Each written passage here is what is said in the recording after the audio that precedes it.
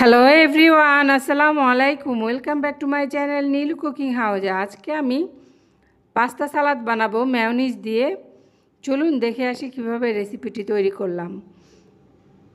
প্রথমে আমি ইন্ডাকশনে একটি প্যান বসিয়ে দিব।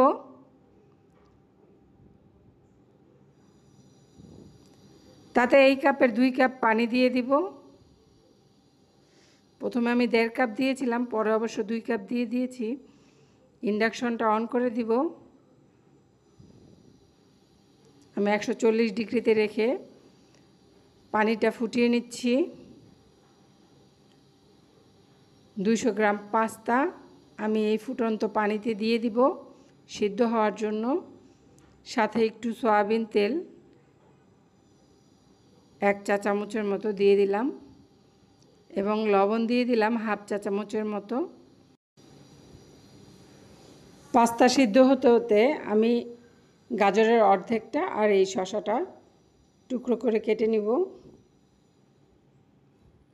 পাস্তাটা চেক করে দেখি সিদ্ধ হয়েছে কিনা, আর একটু হবে।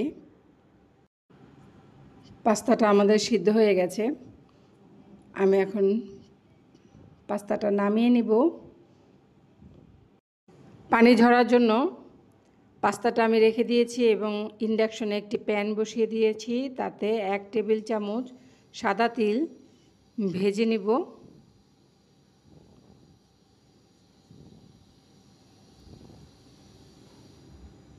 তিলটা আমি নেড়ে চেড়ে ভেজে নিলাম।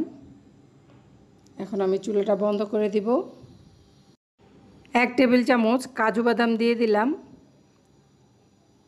এবং সিদ্ধ করে রাখা পাস্তাটা আমি ঢেলে দিব। অর্ধেকটা গাজর আমি গ্রেট করে নিয়েছি এবং একটি শসা আমি কিউব করে কেটে নিয়েছি, তা দিয়ে দিব।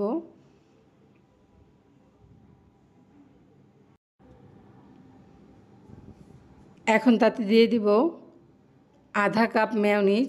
আমি এটা 1 কাপের 4 ভাগের 1 ভাগ দিয়েছি, তা আবার ওই কাপের অর্ধেক দিয়েছি। তোমরা আধা কাপ সরাসরি আধা কাপ মেয়োনিজ দিয়ে দিবে।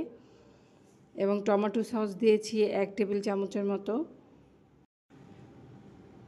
20 পিস গোলমরিচ নিয়েছি, তা একটু ক্রাশ করে নেব হামালদিস্তায়। আমি ক্রাশ করে দিয়ে দিলাম। 1 টেবিল চামচ চিনি দিয়ে দিলাম। সবগুলো একত্রে মিশিয়ে নিব ভালোভাবে।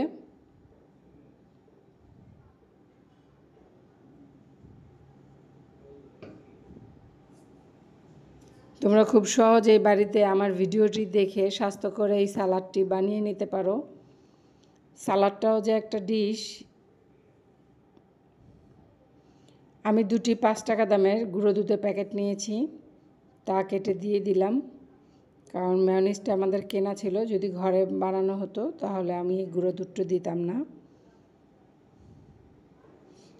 গুঁড়ো দুধটাও এবার ভালোভাবে মিশিয়ে নিব।